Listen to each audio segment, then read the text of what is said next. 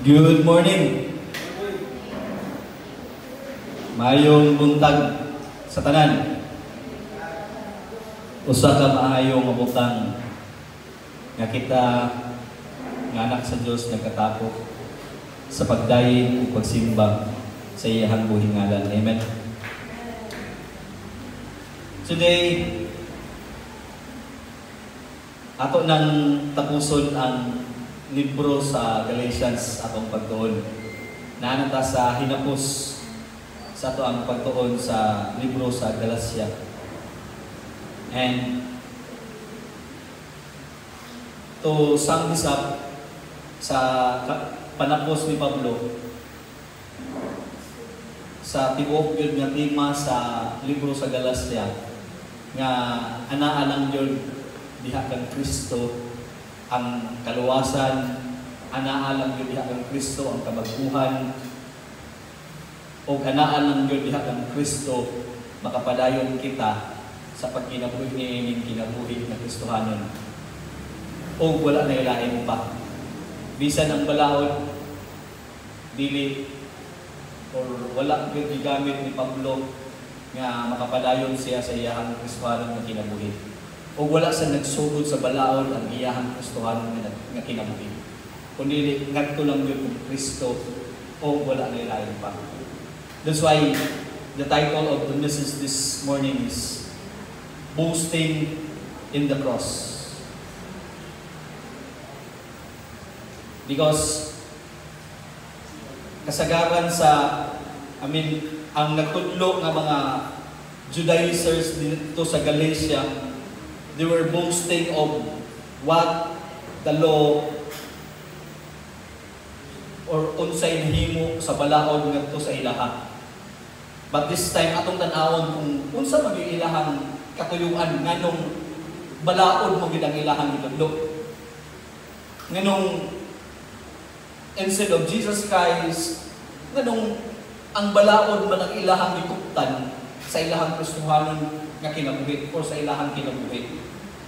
So, atong sugdan sa pagbasa, before that, last Sunday, we were talking of, last Sunday, atong gihisgutan ang mahitungod sa pagpugas o pag-ani.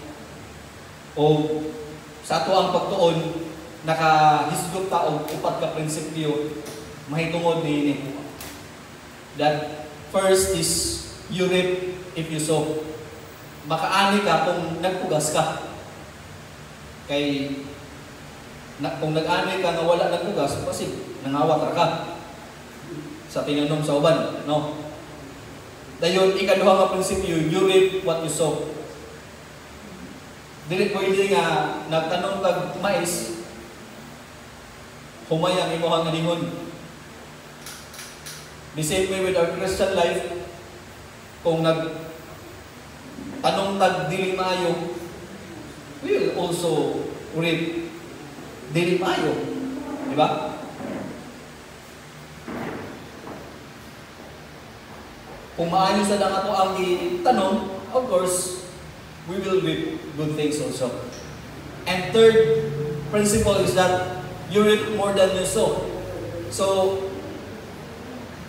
muna siya ay nakanindog sa ato ang pagtanong nga dili lang sama sa gidaghanon sa atong gitanong ang atong maani.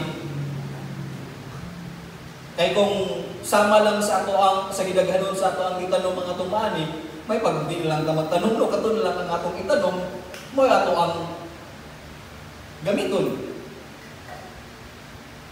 Buto sabot kung nagtanong kag isa ka sako nga humay, muano yung kag pila pa ka sako na humay. Gawas lang kung nagsigig ulan, wala nakatubo ang mga humay, wag yung tayo maani anak. And lastly, you reap after you sow. Pasabot, it takes time to harvest. Sahay, we are impatient of making a harvest. Mo na, ang saging nga dili pa unta harbisonon, i-harvest naman. Wala kayo, dili lami ang hinog niya, di ba? Ang mangga gani nga dili pa angayan buwang, angayan nga anihon,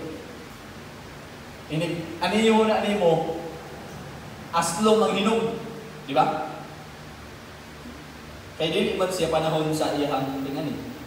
And of course, sa ato ang samtang nagulat na sa ani, daghan kayo pwede nga maabot. It could be naibagyo, babalaka na ta kay unsa ako na lang tong akong humay adto. Imbis kay sunod si mana ting ani na, wa na pud, di ba? Sa ato ang pagbuhat sa panahon sa ting-ani, daghan pa'y pwedeng mahitabo. But rest assured, you will reap because you sow. And today, ang pulong sa Diyos nag-ingon sa Galatians chapter 6 verse 11 to 18. See, with what large letters I am writing to you with my own hand. It is those who want to make a good showing in the flesh who would force you to be circumcised, and only in order that they may not be persecuted for the cross of Christ.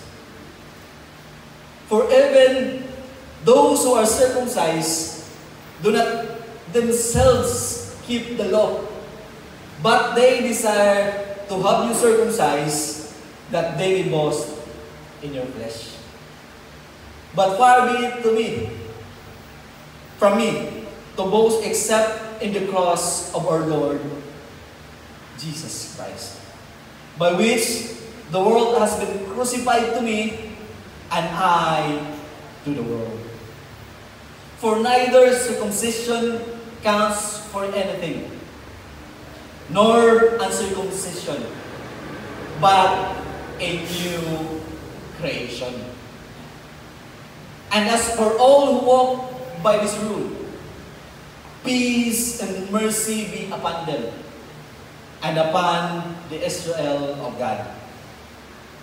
From now on, let no one cause me trouble, for I bear on my body the marks of Jesus. The grace of our Lord Jesus Christ be with you, be with your spirit, brothers. Amen. Ang Ginoo nagpanalangin ng daan sa iyong tulong. First, in verse 11, nag-isgot si Pablo nga siya ay nagsulat sa libro, di ba? With his own hands. Kaya nga naman, usually, nara ba nakita ka? Usually, si Pablo, musultira na siya sa iyang writer. Dili yun siya ang nagsulat. Kasagaran, ang iyang himuon nga siya yun ang musulat sa hinapos. Kanang hinapos na, katapusan nga sulat, mao yun ang iyang isulat. And if you notice in verse 11, nag-isgot siya sa gidakon sa iyang gisulat. Ningon siya, see what large kuno, unsa kuno gidakon sa litra ng akong gisulat kaninyo. Kabantay tayo ning mag-post sa Facebook or mag-chat ta. Kanos unsa may ato ang mahuna-hunaan basta caps lock na ang gi-chat sa to. Mo ay nguna nasuko na gyud niyo. Kay naka-caps lock naman ang mga ibang sulat. Di ba? Or it could be nga during this time, hanap-hanap ng mata si Pablo. Mo nang dili kaayo niya makita. But regardless of that, basta musulat na si Pablo, siya na galing ang musulat, it means it has a great emphasis sa iyahang musulat. Nanay, dako kayo nga empasiya. Pasabot, basahan yun eh. Basahan niya ang sulat. Di ba? sa ato karon, sa ato kay wala pa kayo kay mga Will and Testament kay kasagaran sa mga Will and Testament na ganing mga higher class naman na sila kanang mga dato kay naman na sila pang tunga-tungaon sa ilahang mga anak. Di ba? Pero kanang Will and Testament ganing importante yun na siya kayo. Mo na siya panapos nga sulat para sa iyang mga anak. Ang uban na nga, tarungan ninyong tunga-tunga ninyong taha. Di ba? That's why, importante kayo kay kasagaran ganing sa sulat sa kung maghisgot ang libro, dili manggod kayo matagad ang katapusan. Ang unod mo'y kasagaran na tanawon. Kasagaran introduction lang. Mo nang inigpasa sa mensahe, dili na sakto kay wala mang gihuman ang mensahe. So,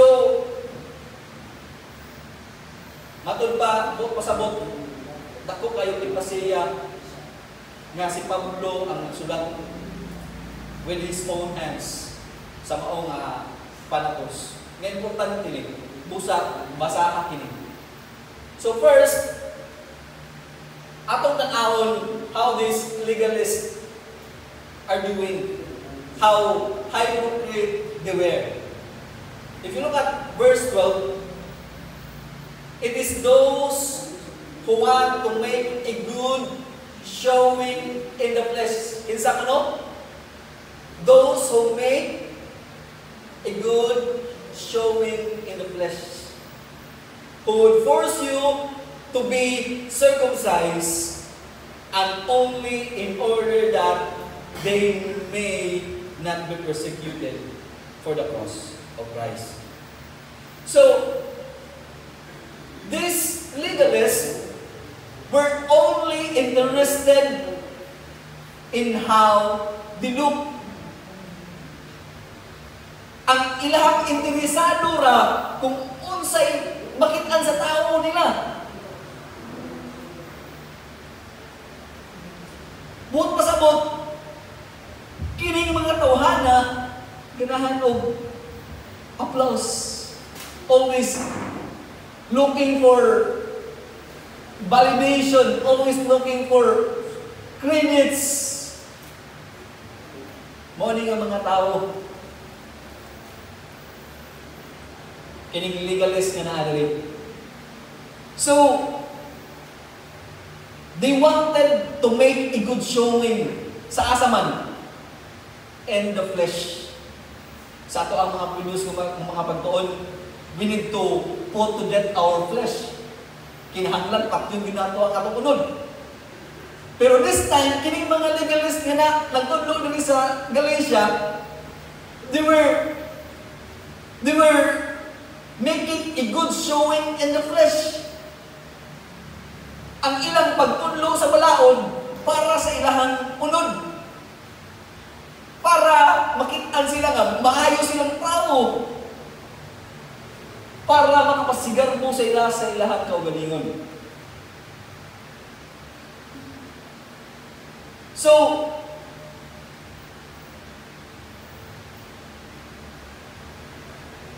legalists care more about their outward appearance than inward transformation, seeking to impress others rather than please God. So, they were a trophy hunters. Kabantay ka? This time, sa mga pageant, kinahanglan din ka nga, muapil sa kagdaghan kayo mga pageant, o kinahanglan sa ka nga mo, gather o daghan ng mga sash and trophies in order for you to go to the higher level of kanang sa pageant. Di ba? Kasagaran sa mga mangdaog o mga dagko nga pageant, daghan na kayo na sila giapilan nga mga pageant nga ginagmay. They want trophies. The same way with this legalist, in order for them to make a great name for themselves, nagtudlok sila sa balaod. It is for themselves, not for the glory of God. It was never for the love of God. That's why they were teaching the law. Dili, di ba? Atong gisgutan that the way to obey the law is to love God. Di ba? Mahimo nimo nga tuman ang balaod kung nahigugma ka sa Ginoo. But if you look at this, it was not because of love. They were teaching the law, dili tungkol sa gugma. But the all reason is for themselves. They want to make a good showing. Gusto sila magpakita sa ilang abilidad. Nga they were more righteous than the other. Nga mas maayo sila kaysa sa uban. And if you look at how they teach the law, yun sa Manila pagtudlo ang law. Forceful na pagtudlo. If you look at who would force you to be circumcised. Di ba? So, there was nothing wrong with a Gentile being circumcised. Wala yung sayok nga ang hintil magpatuli kay even now, especially this time. Samot na nga na yung medical reason why magpatuli ang mga lalaki. It was never wrong. Wala yung sayok sa magpatuli ang mga hintil. But mahimo kining sayok tungod kay ilahan namang gi-compare, ilahan namang gi-force ang pag-circumcise. Buot pasabot, naan na niining mga butanga, gibutang nila ang ilahang kumpiyansa.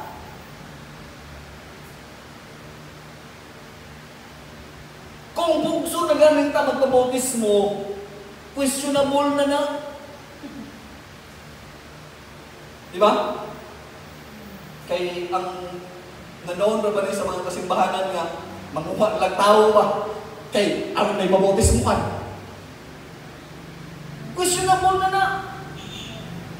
Look at the eunuch. Kung sa may iyahan ni buhat, pagbasa niya while he is in his chariot, pagbasa niya, pag wala siya kasabot, gigukod siya ni Philip, gipasabot siya, pagkasabot niya, siya mo iniingon nga, naamay tubig, na nung dili man ko nimo bautismuhan. Pero kung may mo na ka, kinahanglan yung ka magpabautismo, dali na, dali on na yun na to. Dili na, that is forceful already. Umaw niya ang gibuhat sa mga legalists sa Galatia, that they were forcing Gentiles to be circumcised as if it is part of salvation.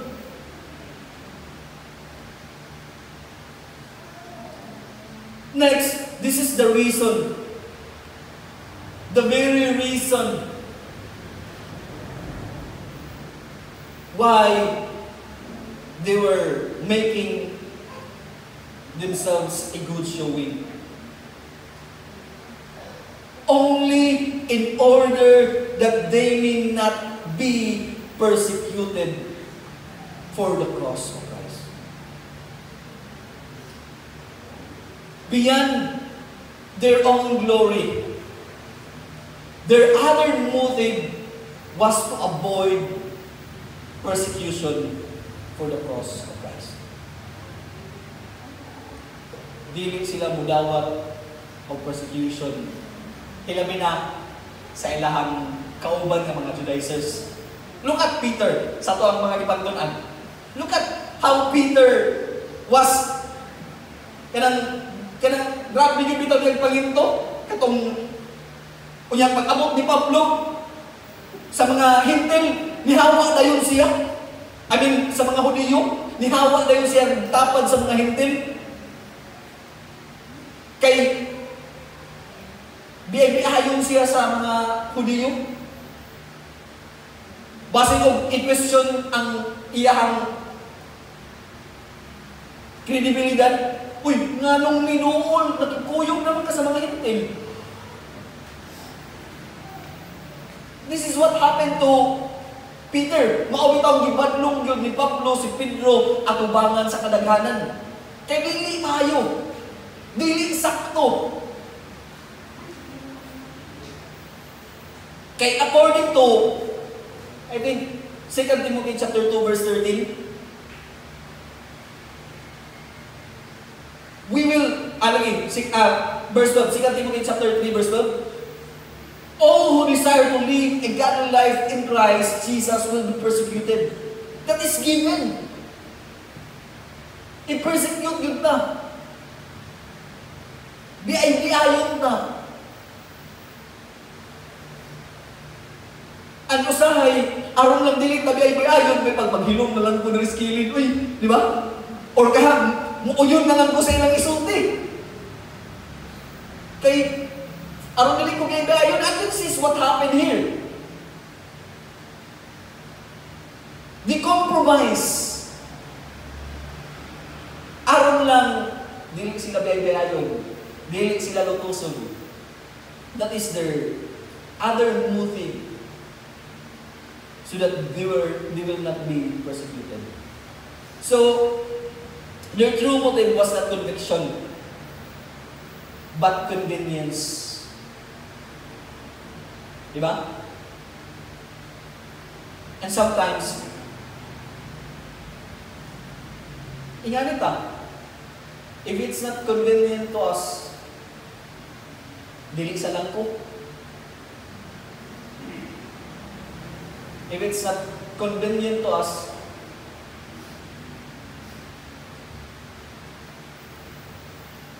kuan man kanang init kaayo, dili sa lang. Kanang gikapoy pa man ko, dili sa lang. Choosing the path of least resistance to avoid the cause of persecution for the cause. This is how hypocrite this legalist. Na, ang sunod pa yun, dili nato nakita na grabe ni sila hypocrite. They were just teaching, but they were not doing what they are teaching. If you look at verse 13, for even those who are circumcised, o sa may lang gibuhat, they do not keep the law. Grabe, no? Sa term nila, audacity. Nakahimo sila sa pag-force nga kinahanglan mo magpatuloy, which is one of the law, one of kanang usa sa balaod nga gipakadaan kaayo sa mga Hudiyo, but they themselves do not keep the law. So these teachers were not truly interested in helping the Galatians walk in humble obedience to God through the law. Wala. Dili mo ilang katuyuan nga nagtudlo ni sila balaod aron mahimong obedient ni mga kawana. Kay even they themselves do not keep the law. So their commitment to the law was not about the love for God and a desire for inward change.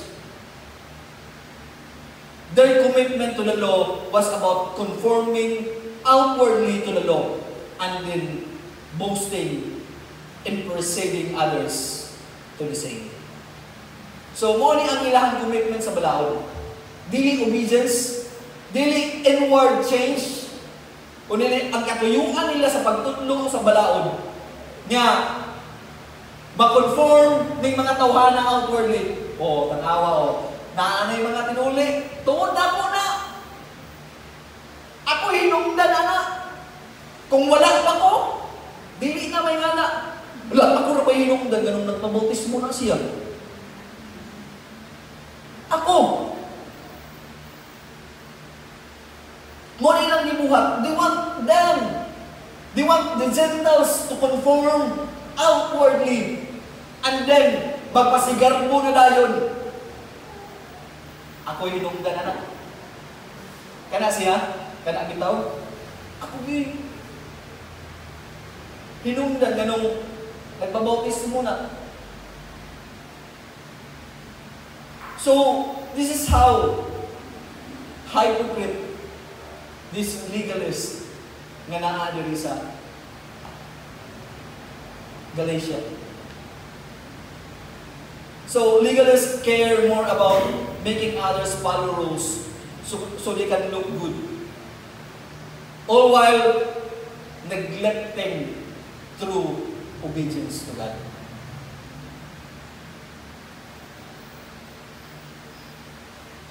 But here, si Pablo, niyanagin siya in verse 14. But far be it from me. God forbid. Dili punta na mahitapong dako. Palayo. Nako. Ato pa ni Pablo. Far be it from me to boast. Dili ko magpasigar ko. But there's an exception to the rule. Kung sa man nga rule, except in the cross of our Lord Jesus Christ. Di ko magpasigar mo. Gawas sa cross ni Ginoong Jesucristo. Paul's heart cared nothing for the glory that came from fame. Wala si Pablo, bisan pa dili siya mahimong ilado. He cared nothing for the glory that came from riches. He cared nothing for the glory that came from status and power among men. He only cared about the glory of the cross of our Lord Jesus Christ. Nabi ko kay kanta nga kanang some boast in chariots, some boast in horses, but we will boast in the name of the Lord our God. Because during the time, during the war, kings boast in these things. Chariots, armies. That's why makahimok sila sa pag-boast sa ilang kagalingon. But here, dilit nang pasigarbo niya ng mga butana. Dilit na to ibutang ang atong piyansa niya ng mga butana. Our abilities, kung sa'y pwede na to mahimo, kapasidad na to, dili niya nga mga butang, dapat na to ibutang ang atong mga kumpiyansa. Kung dili, ngadto lang yun, kang Kristo o wala may lain pa.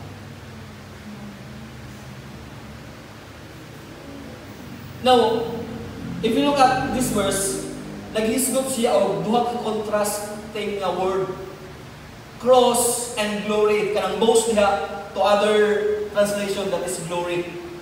Cross and boast or glory. So murag ingana siya. There's a cross here and there's glory there. And these two things is in contrast ni sila. Cross and glory, it will not go together, especially during the time of Jesus Christ. Tungod kay ang cross during their time, that is a shameful thing. That is a curse. There's no glory in there. Walay glory anang cross during the time. Kung maghisgotag, entahay, na ako'y igsuon. Dahil ang akong igsuon, gilansang sa cross. Pwede pa nga, bilin na ako igsuon, pwede pa nga mo yung anak ko. Kaya naman, that is a shameful thing. That is a curse. Di ba? But this, in here, maton pa ni Pablo, except only, or to boast, maton pa niya sa verse Far be it from me to boast except in the cross of our Lord Jesus Christ.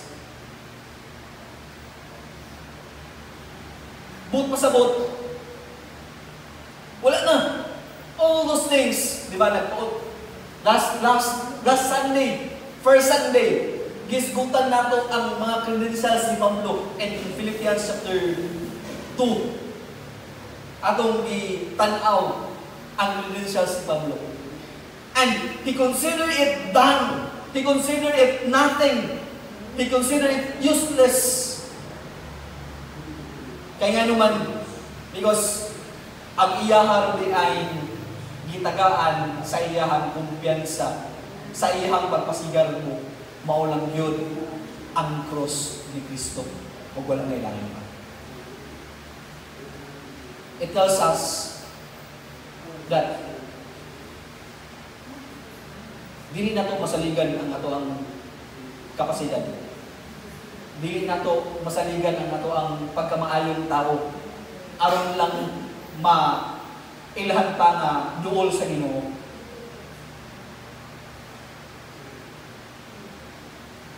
Kung dili natulang yun kang Kristo, wala na ilalim pa. So, the cross, once a symbol of shame, is now the glorious symbol of salvation. And it is in this cross alone that we rightly place our boast.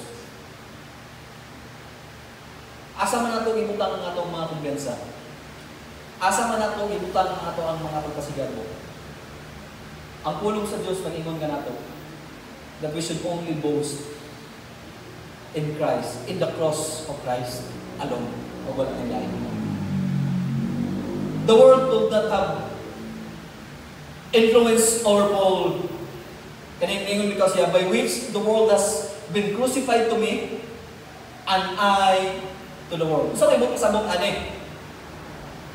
Buot pasabot nga wala na impluensya ngadto kang Pablo ang kalibutan tungod kay patay naman kini.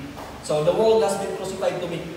Alam na nako patay na ang kalibutan. Buot pasabot wala na niya gitugutan ang kalibutan nga mga impluensya ngadto kaniya. Unya niyo siya an I to the world. Ako sad patay na ngadto sa kalibutan. Buot pasabot Paul could not respond to any influence from the world tungod kay patay naman kini. Patay naman si Pablo sa kalibutan. So wala na siya both. The world has been crucified to me and I to the world. The world has no influence over Paul and Paul cannot respond to the influence of the world. Kay patay naman siya. This is what Paul is saying here, by which the world has been crucified to me and I to the world. So, let's glory in the cross only. Wala kailangan natong tagaan sa atong kumpiyansa, sa atong pagpasigan po, kundi ang cross lamang kung wala kailangan. And in continuation, nganong sa cross lamang yun ta, magpasigan mo. In verse 15, ninyo siya, for neither circumcision counts for anything, nor uncircumcision, but a new creation. Huwag mo day, way bili ang pagpatuloy. So, Paul makes it plain here that outward rituals don't count. What really matters is whether you are a new creation in Christ. Kaya nga naman, you can be religious, but if your heart hasn't made you, it means nothing. You can be baptized. You can go to church. You can sing songs of praise and worship. But if you haven't changed by the Spirit, it is just noise. So, what pasabot? If you were circumcised, but not a new creation, you did not belong to Jesus. Bisan pag ikapila ka gituli nila. Kung dili ka bagong binuhat, you do not belong to Christ. Pero bisan pa kung dili ikatuli, if you were uncircumcised, but in new creation, you did belong to Jesus. So dili basihanan ang pagkatinuli o pagkadili tinuli. Dili basihanan kung unsa nga balaod imong natuman or unsay wala nimo natuman. Ang importante, bag-o ka na binuhat. And in what way we can be in new creation? According to 2 Corinthians chapter 5 verse 17, you need to be in Christ in order for you to be a new creation. So, outward rituals don't count. Bisan pag unsa na ka, bisan pag kada Domingo kasigig simba. If ang katuyuan nimo ana makit-an lang ka sa mga tao nga tigsimba, wala ka na belief. It doesn't count. So, what matters most is not what you've done religiously, but whether God has made you new in Christ. Ang importante, gihimo kang bag-o sa Ginoo diha ang Kristo. And we can only be new creation according to 2 Corinthians chapter 5 verse 17. If anyone who is in Christ, he is a new creation. And according to Ephesians chapter 2 verse 10, himo kaniyang bag-o tungod sa grasya sa Ginoo. Ug ang katuyuan niya sa paghimo nato ka bag-o, mao nga maghimo ko sa kitan mga maayo mga butang. So it's not the law that will make us keep the law. It is the grace of God. And because of the grace of God, we became new. And because we became new, we can now do good things for God. And good thing. So, mamani siya. Pag basta mga hinapos na galing sa sulat, muna ni ang time na maghatag siya assurance sa mga tao sa iyang mga bisulatan. Di ba? Usahay mo siya, ayaw ka pala ka kay okay na ko diri na kasagaran kita sa mga sulat kanang hinapos ng mga sulat. Diri ningon siya, and as for all who walk by this rule, kung saan nga rule? What is this rule? The rule of salvation by grace. All throughout the whole book of Galatians, Paul is talking about the grace of God. And the law has nothing to do with salvation. So, kung naglakaw tan ini by the cross and not the law, then matod pa niya, peace and mercy be upon them. This is the assurance that we have in walking by this rule. Di ba sa ito ang mga pagtuon pagniagi nga si Pablo iya yung gi-curse tong mga tao nga nagtudlo nga pinaagi sa balaod ta maluwas. Ningon matod pa niya, let them be a curse. Kung ingana willing si Pablo mo hatag og curse sa mga tao nga nagtudlo og dili maayo dito sa Galacia, ingana pod si Pablo willing to give blessing to those who walk according to the rule, which is the rule of salvation by grace. So if we walk by this rule, surely the peace and mercy be upon us. So ibut pasabot ani. Wala ka pabaday ka kung sa isulti sa ubang tao nga wala kang nagkinamugin kung sa ilahang isulti para nimo, di ba? That's why you have peace. Ang gawas niya na ang pagsalig sa imuhang abilidad alang sa kaluwasan is kanang usa ka kanang itong trouble nga muna na kung sa akong abilidad ko maluwas, klaro na nga din ko luwas. Pero kung nagsalig na sa grasya sa Ginoo alang sa akong kaluwasan, then peace will come. Kalinaw kung ang iyang kaluoy nga rin nato. So, God's peace and mercy belong to those who trust in Christ, not in their own efforts.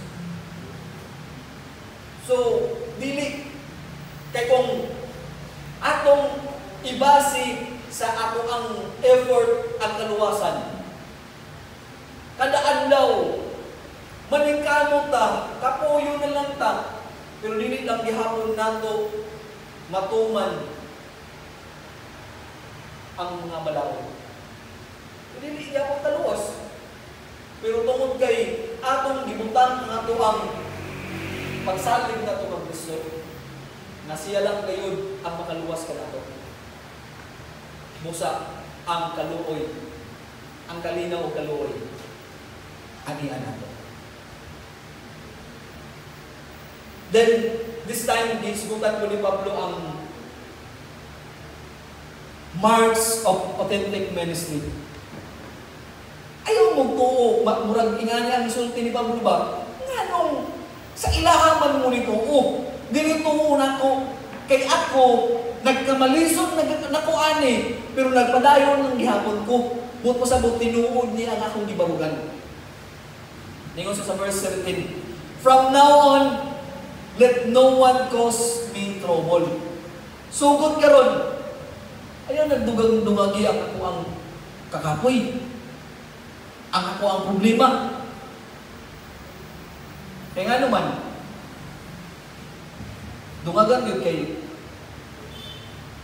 na may mga tao sa Galatians nga nagtuo sa balaod na. Ayaw na. Tanawa ko, for I bear on my body the marks of Jesus. So, I have real scars of the gospel. Na po yung mga uwat o tanawang akong uwat. And, na-misinterpret raman ni siya, kaning marks of Jesus. Gitawag nga itong stigmata. Kaya naay mga tao ko no, nga naay mga samad sa kamot, naay samad sa tiil, and they're thinking mo ni siya ang marks of Jesus. But of course, this is not what Paul is trying to convey. He's saying that he have real scars of the gospel. Kaya nga naman, if you look at Corinthians, kung unsa ang iyahang na-experience siya sa iyahang pagministeryo. Nagbuban sila og barko, gibato sila, gikulata sila, tungod sa pagsangyaw kang Kristo. And that is what Paul is trying to say. And this is the marks of authentic ministry. That's why they should cling to what Paul is teaching, dili sa kung kinsay ni sulod diha sa Galatia ng mga legalist. So, authentic ministry often bears the marks of sacrifice, not the medals of applause. So, kining mga tawhana, they were after of applause. Pero ako, dili. I'm bearing the marks of Jesus. And his final words, ningon sa verse 18, the grace of our Lord Jesus Christ be with your spirit, brothers. Amen. From beginning to the end, if you look at chapter 1, verse 1 to Naghisgot si Pablo mahitungod sa grasya sa Ginoo. O ang katapusan, naghisgot siya grasya sa Ginoo. From beginning to the end, it is grace. So, umani siya nga to ang kinahanglan. Grace to save us, grace to sustain us, grace to finish the race. Dili ang balaod ang makasustain. Dili tungod sa balaod mahuman nato ang lumba na ining Kristohanon nga lumba. Kundi ang grasya lang yun o wala na ilain ka. We made it this far because of the grace of God. Ilabi na itong mga tigulang-tigulang na bulang-bulang na gamay sa Kristohanon nga kinabuhi. You made that far because of the grace of God. It's all by the grace of God that we are still here, serving Him, praising Him, worshiping Him. So, this is all we need. Grace to save us, grace to sustain us, grace to finish the race. Once again, no law. And to end this,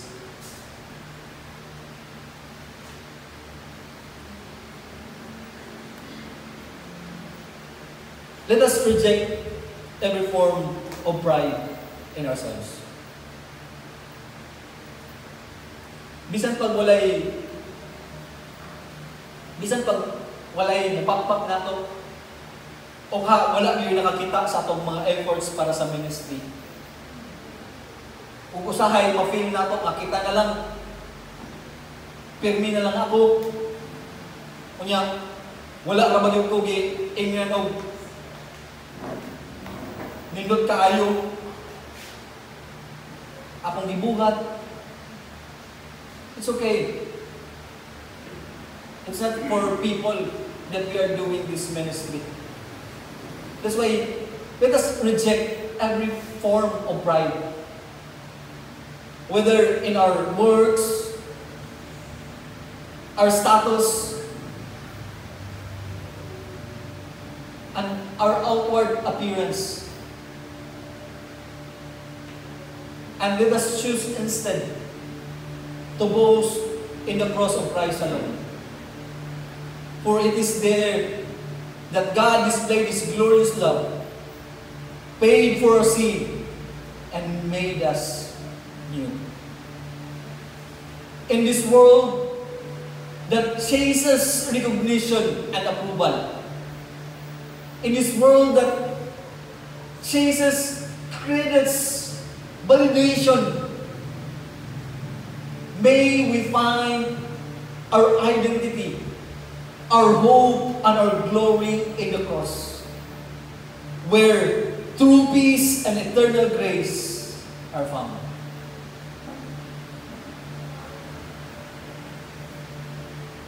We are here because of God. And we can continue this, we can sustain this because of the grace of God. And until the end, it's all because of the grace of God that we could meet our God and our Lord Jesus Christ. That's why this morning, let us boast only in our Lord Jesus Christ. Mayong bugtag natong ka.